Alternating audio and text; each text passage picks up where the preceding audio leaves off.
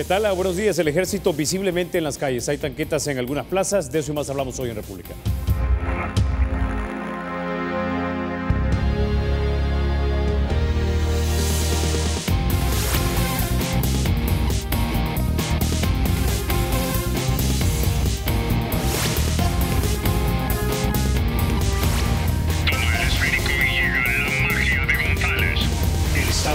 Será siempre libre e independiente y no será jamás el patrimonio de ninguna familia ni persona.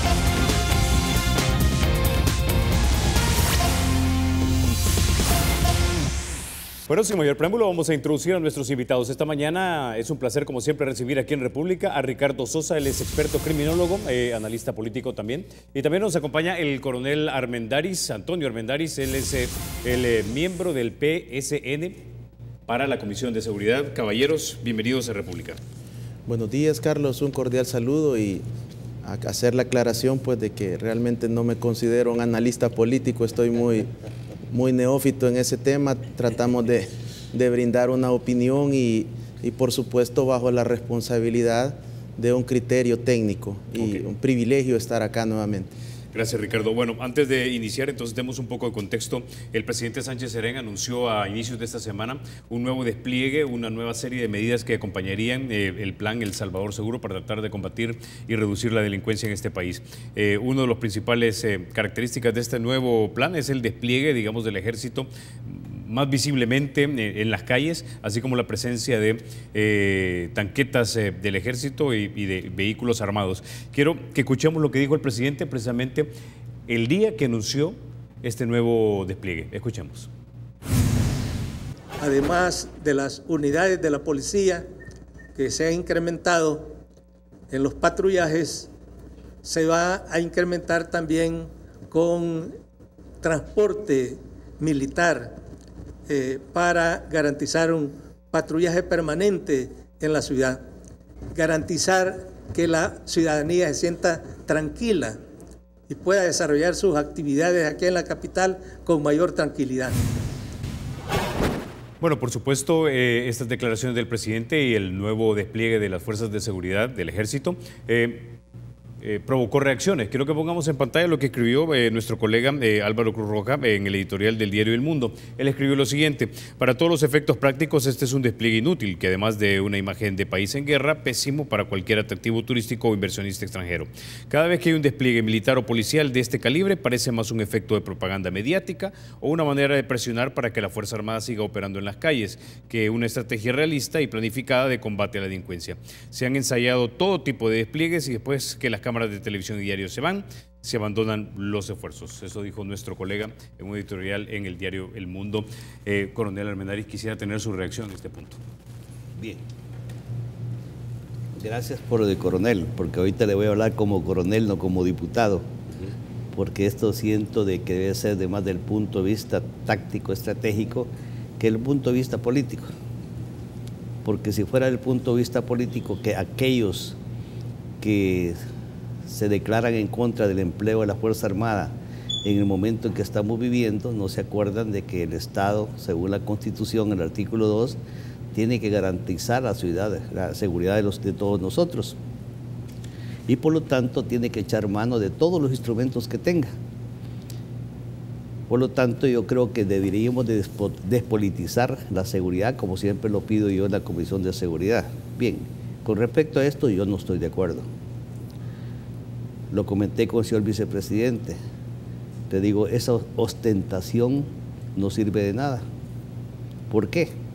Porque ¿qué pasa? Si en los lugares donde están todo ese despliegue, podría ser que en esos lugares no existan ningún delito, no se cometa ningún delito, pero en alrededores sí. Lógicamente yo veo, si soy delincuente, veo que aquí hay demasiada gente cuidando, pues me voy para otra parte a hacerlo. Además, que ese no es el empleo idóneo de la Fuerza Armada. Yo he venido insistiendo, y aquí siempre lo he dicho, que en el artículo 168, numeral 12º de la Constitución, de las atribuciones del presidente de la República, por los que dicen que es inconstitucional el uso de la Fuerza Armada en tareas de seguridad, dice: disponer de la Fuerza Armada para la defensa de la soberanía del Estado, de la integridad del territorio, excepcionalmente, si se han agotado los medios ordinarios para el mantenimiento de la paz interna, la tranquilidad y la seguridad pública, el presidente de la República podrá disponer de la Fuerza Armada para ese fin. Entonces no podemos decir a algunos que dicen, no, la Fuerza Armada que no se utilice, quizás viven en lugares tranquilos, que vayan a preguntarle allá donde yo ando, en los cantones, caseríos y algunas comunidades donde la gente ya no aguanta, tiene desesperada la situación de inseguridad, versus ellos que viven en lugares tranquilos, que por eso hablan eso. Pero regresando al tema, en los fundamentos de las operaciones de combate dice, conozca a su gente y emplea de acuerdo a sus capacidades o habilidades. La Fuerza Armada, yo he venido proponiendo desde hace años, no desde estos dos gobiernos, desde los tiempos de Arena, al presidente Saca, más que todo, decía, manden el ejército al campo, ya que no existen las patrullas cantonales que antes eran las que mantenían tranquilas los cantones y caseríos. Yo estuve en la guardia de la Policía de Hacienda, pero no éramos nosotros los que hacíamos eso, no que eran las patrullas cantonales que la desaparecieron con los acuerdos de paz y dejaron libre para que hoy estos individuos mantengan ese control que antes tenía la autoridad, hoy la tiene la delincuencia. Entonces le decía, manden al campo. Ese es el lugar idóneo de trabajo para los soldados. Lo que pasa es que el soldado no tiene la capacitación que tiene un policía, perdónenme. El grado académico no mide grado intelectual. Yo fui tropero, tuve soldados analfabetas que tenían una inteligencia superior a la de un bachiller, que lo que no había tenido el otro es la oportunidad de estudiar, pero eso no mide. ¿Qué es lo que vamos a hacer? Pues persecución del delincuente, y para eso se necesita capacitación. Es que el soldado está hecho solo para matar y no han dado soldados a la par de la policía y no ha sucedido eso. No, sí estamos capacitados, pero no es así. Si se quiere actuar aquí en la ciudad, tiene que actuarse más con agentes, con gente encubierta, de civil, caminando y detectando y informando al que anda uniformado para las capturas, o ellos mismos. No es así como tiene que hacerse. Por lo tanto, yo también estoy de acuerdo que esto lo que hace es ahuyentar el turismo, dar la sensación de que estamos en una guerra y no abona en verdadero combate a la delincuencia. Ok, Ricardo, quisiera tener tu primera impresión en este punto. Lo que sucede, Carlos, es que estamos nuevamente ante, lo hemos hablado en otras ocasiones, cada 3 o 4 meses hay un cambio. Se anuncian nuevos planes, nuevas medidas, y lo que ha sucedido en este caso del Plan San Salvador, como se le ha denominado, es que se tardaron más en hacer públicas las disposiciones. Creo que se lo repensaron mucho en cuanto a cómo lo iban a anunciar, pero tuvimos alrededor de un mes que decían ya vienen nuevos cambios, ya vienen nuevas medidas, y finalmente este lunes el señor presidente da el banderillazo de salida a esta nueva modificación del plan. Yo creo que hay varias lecturas, por lo menos desde mi opinión. En primer lugar, el señor presidente de la República y comandante general de la Fuerza Armada se hace presente a la delegación más ícono del país, la delegación Central Centro, ubicada en la colonia Montserrat, para brindar el lanzamiento de este plan. Eso creo que es una medida no solo política, sino estratégica. Hay que recordar de dónde venimos la semana anterior. Las últimas encuestas de opinión, nuevamente entre el 77 y 84%, haciendo un eje transversal en ellas, posicionan la inseguridad, el crimen y el delito como el problema número 1 de los salvadoreños. Nuevamente, esto no es novedoso. Ante esa reacción,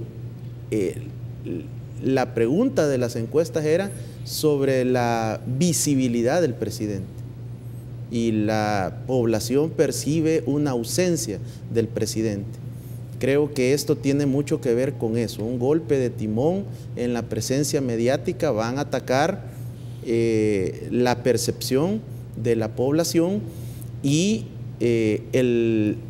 enviar al presidente, el hacerse presente él al presidente es una manera de enviar un mensaje contundente, porque somos un país presidencialista. Nos encanta ver a nuestro presidente, sea de la bandera que sea, nos encantan las cadenas de radio y televisión, y que el presidente salga con una palabra de ánimo, de aliento, y creo que esto es una primera lectura. Lo segundo es que hay que recordar que en esa dirección la institución de la Fuerza Armada continúa siendo la institución más creíble, de más confianza, y que goza del beneplácito de la población, por encima de las iglesias cristianas, Carlos.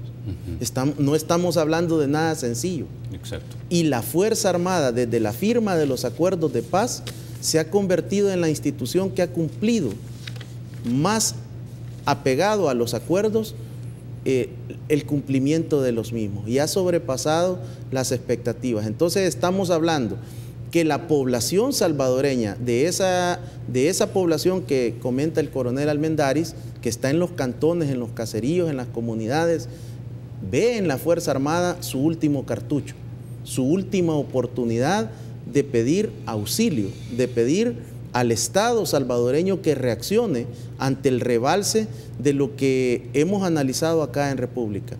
El rebalse de una situación que ya rebasó la seguridad pública y se ha convertido en una situación de seguridad nacional, donde se ha atentado contra la integridad del territorio. Lo que sucede es que aquí hay muchos sectores que solo el hecho de mencionar la palabra Fuerza Armada genera cualquier tipo de anticuerpo. Se han quedado viviendo batallas pasadas, de décadas pasadas. ¿Cómo se puede explicar que hace 40 años era inimaginable pensar que un comandante guerrillero iba a ser el comandante general de la Fuerza Armada, como es en este momento?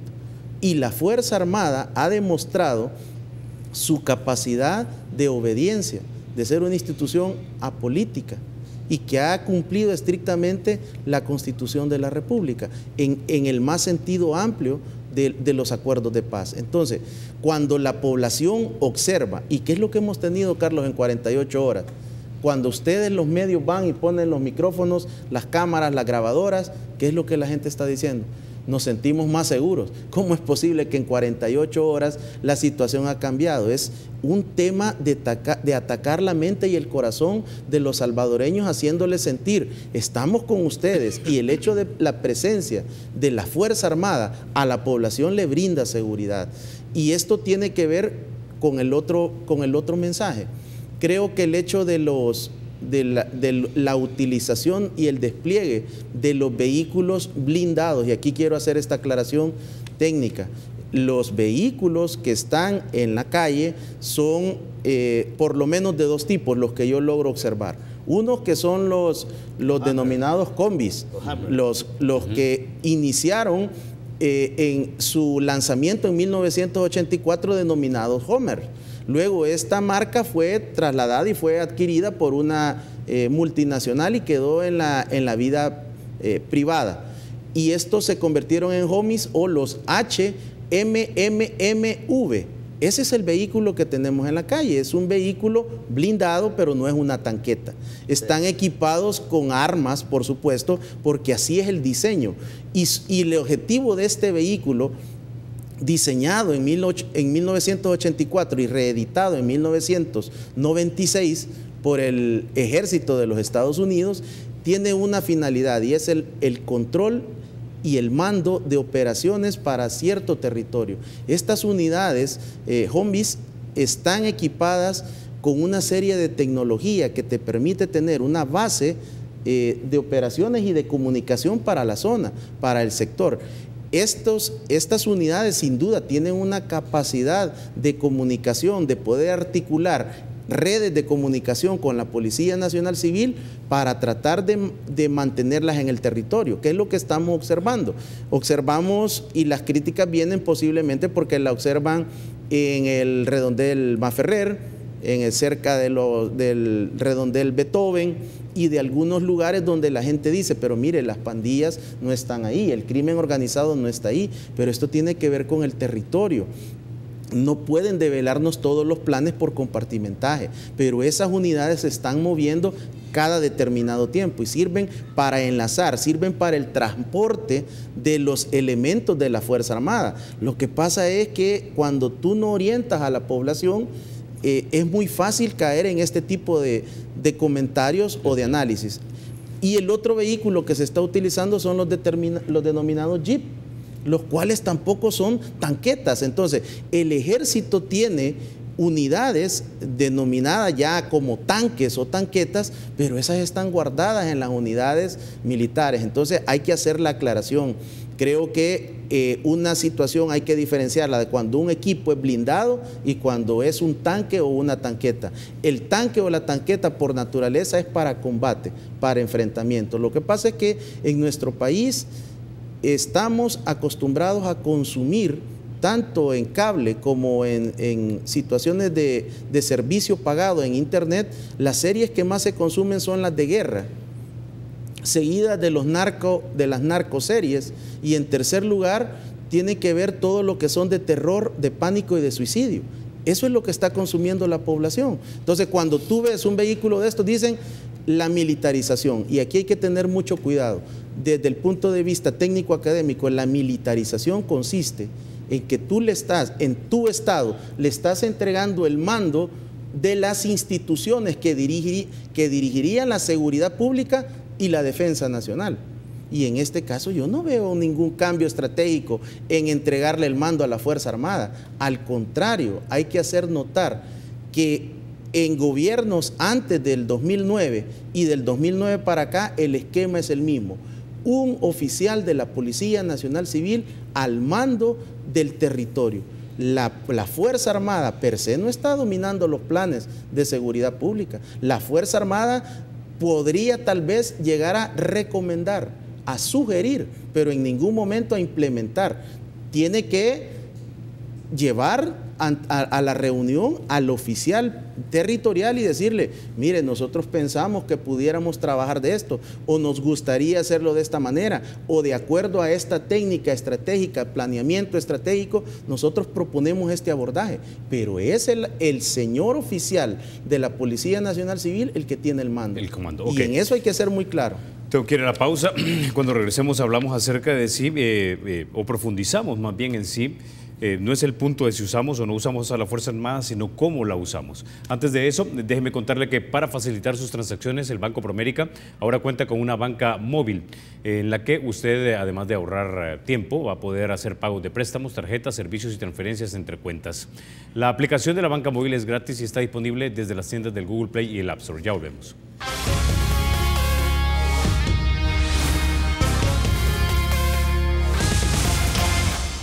Gracias por continuar con República. Coronel, antes de continuar con usted, quiero que pongamos en pantalla un fragmento de la entrevista que le hizo los colegas del periódico digital El Faro al padre Rodolfo Cardenal, director del Centro Monseñor Romero de la Universidad. Le preguntaron lo siguiente: ¿y en El Salvador hay guerra?, le dijeron. Yo pienso que sí, dice. No es una guerra como la de los 80, de un ejército formal contra una guerrilla, sino que tiene más carácter social. Pero creo que esto es una guerra social, si se quiere ver así, pero guerra, con un ejército integrado y otro ejército muy fragmentado y multifacético, con pequeñas células pero potentes. Los dos bandos están fuertemente armados, los dos tienen control de territorios, transporte, comunicaciones, sistemas de abastecimiento.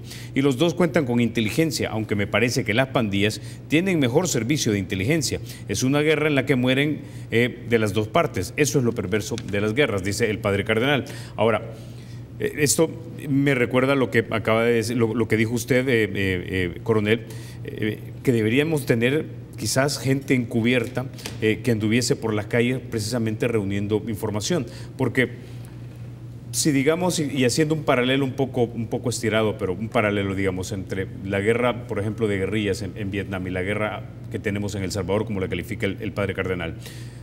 De civil también el Vietcong, pero con muchísimos árboles y una jungla que los cubría y también una población que les daba cobertura.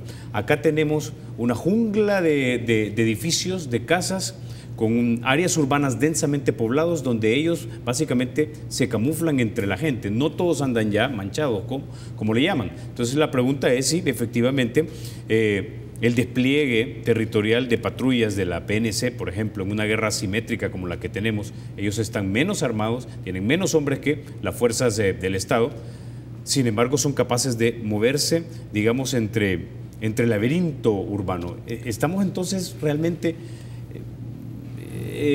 poniendo los recursos donde deben de ser, de acuerdo a las habilidades, como usted lo dijo, estamos utilizando como debe de ser a la policía y al ejército.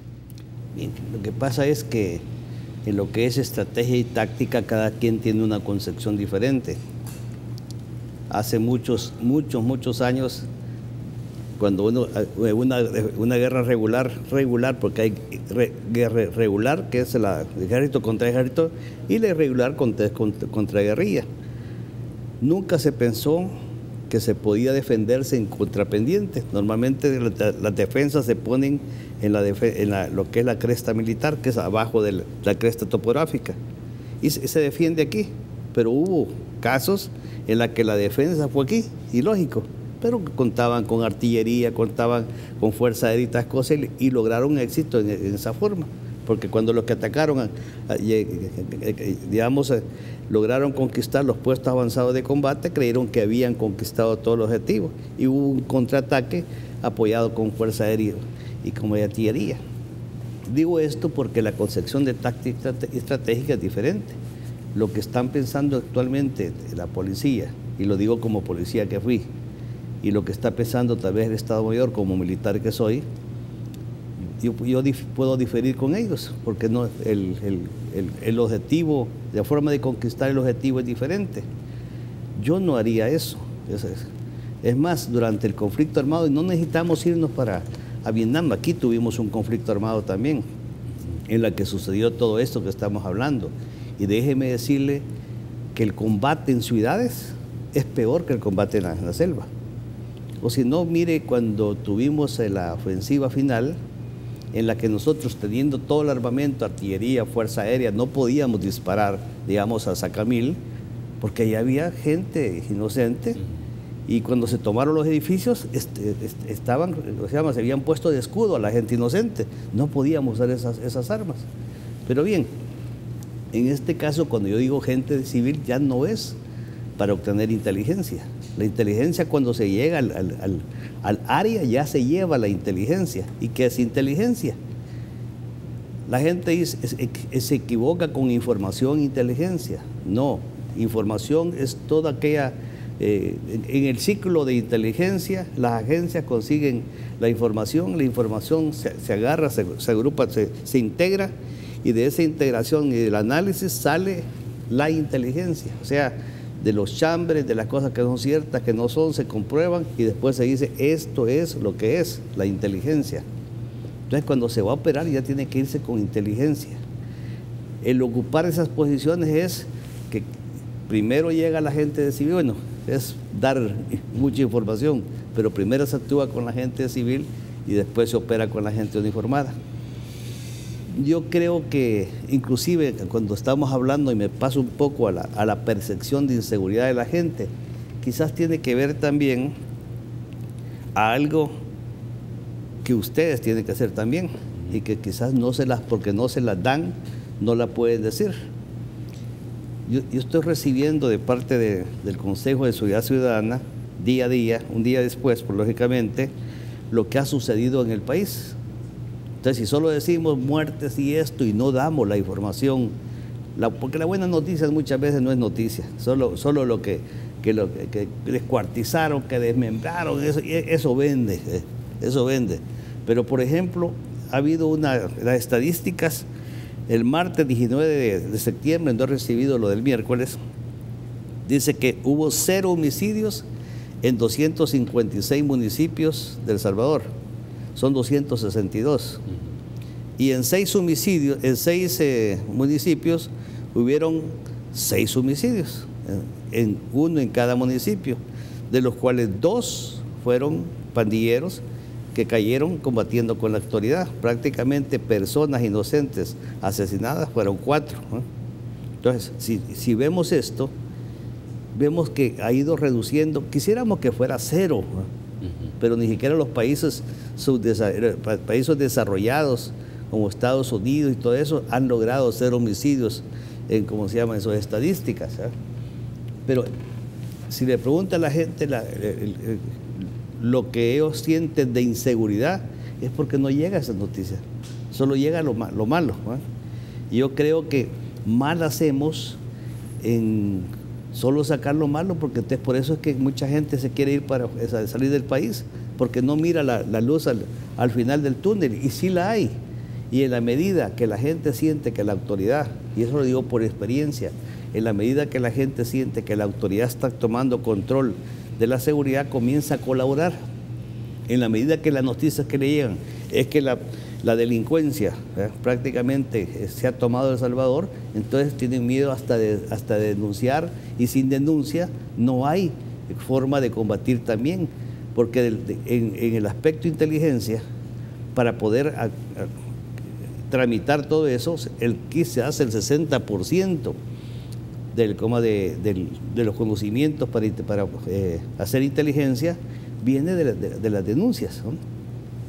Bien, pero regresando al tema, no es, porque yo sigo insistiendo que aún con los sistemas de comunicación, porque actualmente la Policía Nacional Civil tiene equipamiento que nunca tuvimos en la Fuerza Armada, ¿no? Yo estuve en la Guardia o en la Policía de Hacienda, si teníamos un radio por delegación, era mucho, por delegación, o sea, por puesto de guardia.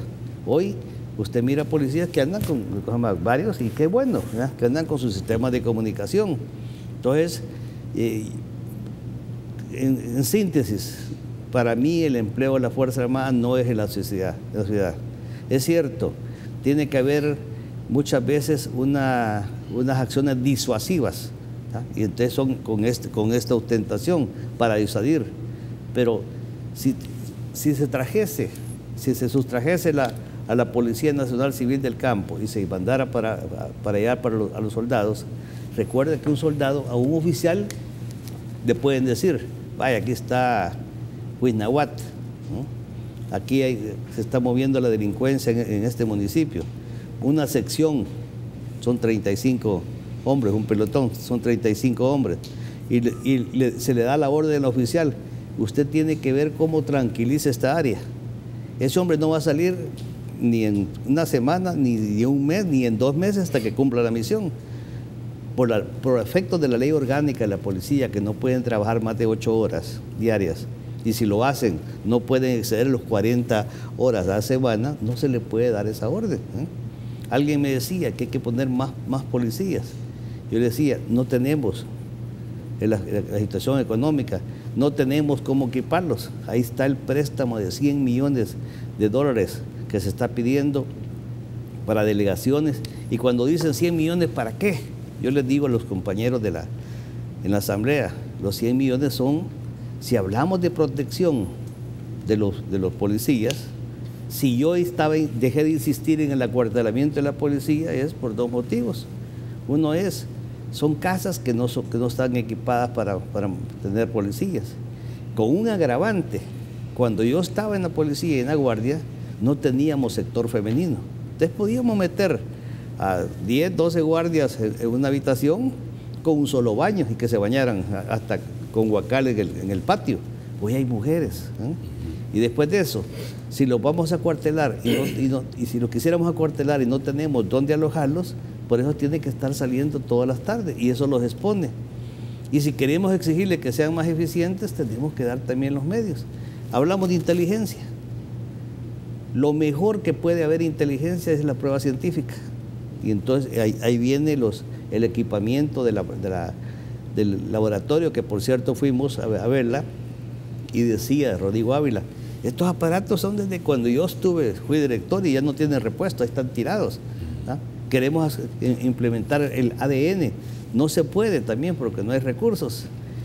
Me decía, ¿por qué tiene tanta valor la prueba científica? Bueno, aquí tenemos un analista en lo que es criminología. ¿Sirve o no sirve la ley de protección de víctimas y testigos aquí en el país? No sirve por varios motivos. Uno, el país es pequeño, y aunque de la Unión lo manden a Huachapán, lo detectan. Y otro que no saben los que nos vinieron a decir esta ley, en Estados Unidos funciona, no solamente por lo grande del territorio, sino que porque no tienen un problema de idiosincrasia nuestro, el arraigo familiar. Aquí nos criamos con el abuelo, con la tía, con el primo en la misma casa, ¿eh? Allá, cuando el joven tiene 16 años, se va para high school y nunca aparece si no es para a otro estado, si no es que para el Día de Acción de Gracias o para Navidad. Aquí no, si a mí me dicen, mira, vas a ser testigo o sos víctima y vas a testiguar, te vamos a dar protección a ti y a tu esposa y a tus hijos. Sí, pero mi abuela y mi tío y mi primo, si lo amenazan, ¿qué pasa? No funciona. Si se agarrase la prueba científica con el ADN, un cabello, alguna cosa que quede sangre, ¿qué pasaría? El juez puede decir, no necesito que venga el testigo, no necesitamos. Con esto es suficiente para declarar prisión por la persona. Con eso resumo que esto que estamos viviendo es más con inteligencia, no estamos en una guerra ni irregular. ¿Por qué? Pero sí, ellos tienen una organización ya a nivel no solo nacional, no que internacional, ¿eh? Y fíjense que paradójico, durante el conflicto armado, otras organizaciones terroristas del mundo mandaban recursos para el combate aquí. Esto es al revés. Estos extorsionan aquí, están mandando dinero hacia afuera. Entonces, esto es más que una guerra, un negocio terrorista. Así resumo yo la posición, porque si fuera guerra, ellos no tienen el equipamiento que nosotros tenemos. ¿Por qué no se pueden combatir? Bueno, lógicamente, durante el conflicto armado, nosotros no sabíamos quién estaba a la par, porque no andaba uniformado. Esa es la ventaja de la guerrilla, que no anda uniformado. Ellos detectaban dónde eran nuestras instalaciones, se agrupaban para atacar y se disgregaban para defenderse. Entonces usted podía estar hablando con alguien y no sabía si era. Lo mismo ahora. Por eso cuando algunos miembros de la guerrilla que comentaban que por qué la Fuerza Armada no los había exterminado si ellos eran poquitos y nosotros muchos, ahí está la respuesta. La respuesta es que si se supiese quiénes son, pues se combaten, pero como no se sabe, después, repito, puede estar caminando a una par de ellos y no saber que son, más ahora que no usan tatuajes, pero no podemos catalogar de una guerra. Ahora, ¿coincides tú con ese análisis, Ricardo? Es decir, realmente muy difícil, y a eso súmale que al no tener, digamos, un conflicto abiertamente declarado, estas personas que están depredando parte de nuestra sociedad están cubiertas por el mismo Estado de Derecho que tenemos. Carlos, lo que sucede es que veíamos en el primer segmento sobre estas disposiciones en la ciudad capital. Y yo creo que el tema tiene que ver con disuasión del delito y tiene que ver con un mensaje de símbolos. Las unidades vehiculares blindadas son un símbolo que le envía un mensaje no a la mente criminal, sino a la población. Entonces, yo puedo asegurar que en la encuesta de finales de año, si mantienen el dispositivo de aquí a la primera quincena de diciembre, el señor presidente de la República va a subir en las encuestas y el nivel de percepción sobre la inseguridad va a haber disminuido de 5 a 10 puntos. Y solo van 48 horas del plan, pero la gente está deseosa de que esto realmente se establezcan medidas permanentes y que no sean medidas temporales o esporádicas. Entonces, en ese aspecto, creo yo de que mi opinión es que no se ha aprovechado al máximo la capacidad estratégica de la Fuerza Armada. Es hasta las medidas extraordinarias que se conforman los batallones especializados y de alguna manera se utiliza esta alta capacidad estratégica, táctica, operativa de toda la Fuerza Armada.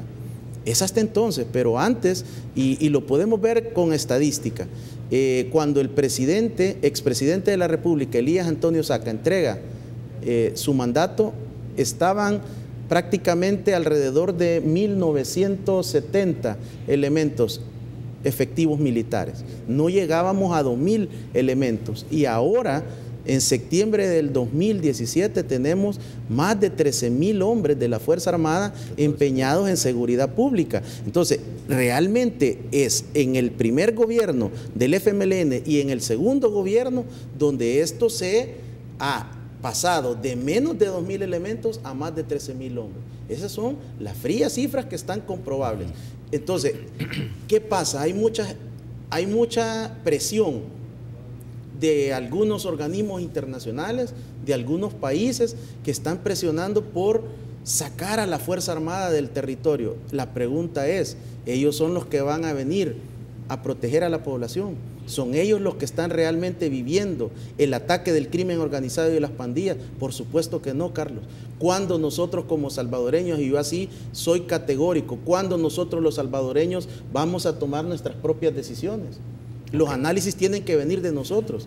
Entonces, si en este momento retiras esos 13.000 hombres, ¿cómo crees que estuviera el país? Exacto. Si realmente aquí, en lugar de despotricar contra la Fuerza Armada, se le debería de reconocer su labor. Si no fuera por esos 13.000 hombres que están asegurando el territorio para que entonces la Policía Nacional Civil entre a hacer sus operaciones, ¿cómo estuviera el país? Entonces, el problema es que aquí, mientras no se termine de vivir ese malinchismo contra la Fuerza Armada y que se entienda que no es la Fuerza Armada la que está dirigiendo la seguridad pública, entonces muchas cosas van a cambiar. Luego, tú recordás que aquí a principios del año hicimos un programa completo de un análisis sobre la situación del centro histórico de San Salvador.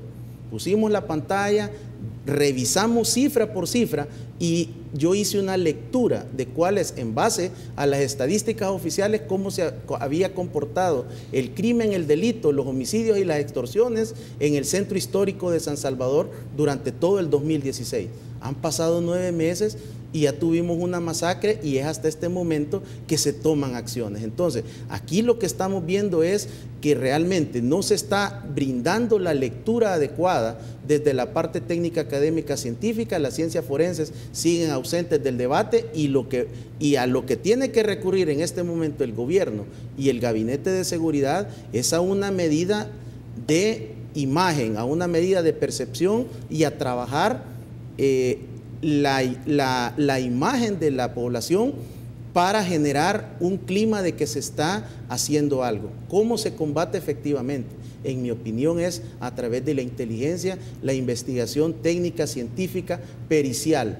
Y esto tiene que ver cómo vas a desmontar realmente el crimen organizado y las pandillas en el centro histórico. Tenés que entrar con una intervención con la Fiscalía General de la República combinada con equipos especializados de la Policía Nacional Civil, hacer una investigación para realmente atacar las redes que están operando en el corazón de los mercados capitalinos, tal y como lo expresamos aquí al inicio del año. Lo que pasa es que el Gabinete de Seguridad y el gobierno no quiere asesoría, no le interesa escuchar opiniones porque ellos se han cerrado que lo que dicen ellos y lo que creen ellos es la verdad absoluta. Okay, pero pues en esa premisa están las estadísticas, está la contribución, están los aportes gratuitos y no los toman. Entonces hay una soberbia de parte del Estado salvadoreño para no ponerse en el lugar de la población que sí la está pasando mal. Ok, con ese vamos a la pausa, ya volvemos.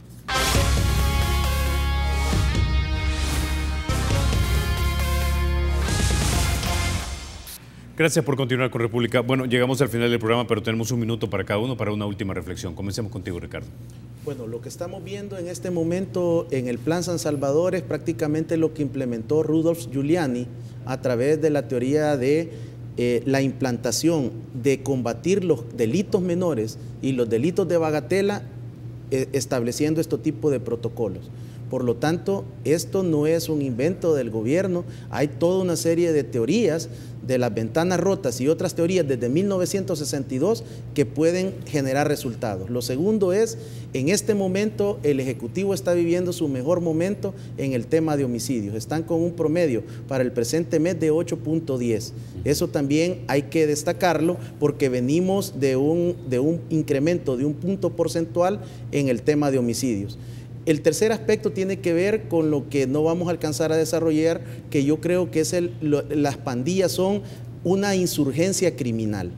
Y el Estado salvadoreño ya los declaró terroristas. Por lo tanto, debe de haber una congruencia en cuanto al combate y la represión del delito con medidas no convencionales. Y yo lo que solicitaría es que realmente se le brinde una oportunidad a la Fuerza Armada para que pueda demostrar todas sus capacidades especializadas y estratégicas para acompañar y poder incidir en el combate de la insurgencia criminal. Las pandillas se han convertido, no de este año, ya de más de 10 años en insurgencia criminal, lo cual afecta la legitimidad del Estado, afecta el territorio, tienen sus propios gobiernos, sus propios sistemas de recaudación, bajo la ley sencilla: obedecer, ver, oír y callar. Por lo tanto, lo que se necesita en este momento es una integralidad, y el abordaje para resolver esto tiene que ver, insisto, con una capacidad especializada de investigación, con equipos altamente especializados, no dejar fuera a la Fiscalía, y realmente en San Salvador necesitan establecer un plan de inteligencia en los mercados y en las zonas que están controladas por estas estructuras criminales. Ok, coronel, tiene usted la última palabra. Bien, gracias. Yo estoy de acuerdo con el licenciado. Hay una cosa bien importante. Hasta este momento la gente ya hasta se sentía ya como decepcionada, defraudada, de que se había empleado todo lo del Estado, la Fuerza Armada, y no había resultados. No, es que la Fuerza Armada no ha sido empleada, sino que está acompañando las tareas de seguridad pública de la policía en base a las estrategias y tácticas de la policía. Por lo tanto, yo también, desde hace muchos años, del tiempo del presidente Saca, le venía diciendo: deje a la Fuerza Armada desarrollar sus capacidades, todo, su inteligencia, todo lo que estamos hablando, son lo que yo proponía, la ciudad, el campo. Y en la medida que se pusieran las áreas suburbanas, que es donde puede actuar mejor la Fuerza Armada. También en el aspecto de inteligencia. Yo, como partido de oposición, como un miembro de un partido de oposición, que no me gusta ni hablar de decir oposición, porque da la sensación de que hay que ponerse a todo lo del gobierno para hacer oposición. No, a mí me enseñaron un 7 de mayo, juré de servirle al Estado, no a los partidos políticos, no a las personas. Por eso yo pongo a disposición del Estado mis conocimientos, no solamente como militar, no que mi experiencia ya como legislador. Y entonces, en ese aspecto, yo le decía que en el tiempo del gobierno de Arena, que con la mano dura, yo sabía por mi experiencia que no iba a dar resultado la mano dura. Entonces, pero como decían ellos que si no les dábamos eso, no podían acabar con la delincuencia, yo les dije: pues démosela, ¿no? Y después reclamemos. Hoy hay muchas leyes, como la ley de reinserción, necesaria porque ya se habló que los dos partidos mayoritarios han estado en conversaciones con las pandillas. Eso da los parámetros en donde se puede dialogar con esta persona con la intención de sacarla de esa situación delincuencial. Hace un año la terminamos la ley. Sí, bueno, él, ¿cómo se llama? Tuve toda la colaboración de los conocimientos y no se ha querido darnos. El caso de la ley de prevención también, y los 100 millones. Yo digo, me enseñaron en la Fuerza Armada, quien da la orden tiene que dar los medios. Lo agarro a la parte política. Si yo le exijo a la policía, yo le exijo al gobierno que acabe con la delincuencia, tengo que dar los medios. Porque si no lo hago, no tengo cara, no tengo autoridad moral por exigir que se cumpla, que se combate fiscalmente. Porque si yo les doy lo que me están pidiendo, después tengo la autoridad para decirle: bueno, les dimos eso, ¿y qué? ¿Dónde está? ¿Dónde están los resultados? Mientras tienen la excusa de que porque no se les dio esto, no pueden hacerlo. Entonces, quizá brevemente ya, porque se nos acaba el show, coronel, la posición del partido Arena de negar los votos para este préstamo es un error político y también un error en nuestra seguridad ciudadana. Yo aquí no metería la política, porque la seguridad no tiene que haber política. Es El Salvador, no es Arena, no es el PCN, no es el Frente. Aquí yo digo, démosle lo que nos piden. Después reclamémosla. ¿Por qué no han cumplido lo que decían que se podía hacer con lo que les digo? Okay. Brevemente, ¿coincides con el coronel que es un error? Bueno, Digamos que esa es mi apreciación realmente. Basta ir a cualquier delegación, subdelegación o puesto y vas a ver las condiciones de la policía. El préstamo se necesita y no se vale medidas politiqueras electorales para estar contra la policía y contra la Fuerza Armada. Ok. Bueno, con esa idea nos quedamos. Ricardo, coronel, como siempre es un verdadero placer conversar con ustedes aquí en República.